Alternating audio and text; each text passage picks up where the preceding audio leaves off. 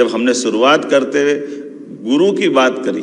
तो गुरु से हमारा वो नाता उस प्रकार से जोड़ा गया जिसके कारण से कहा गया कि विश्व गुरु भारत था तो विश्व गुरु हम किसी को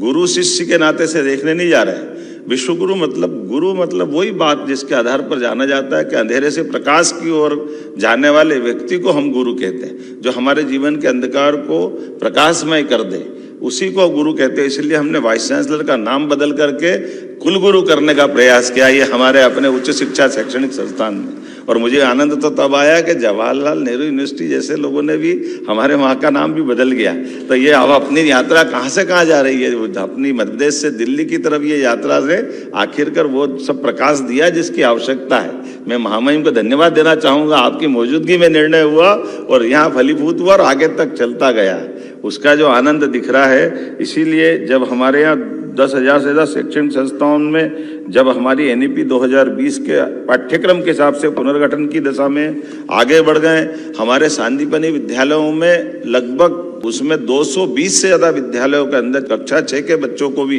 कोडिंग करने के लिए हमने अपनी कंप्यूटर लैब से जोड़ने का प्रयास किया है। ये जो हमने कहा कि केवल शिक्षा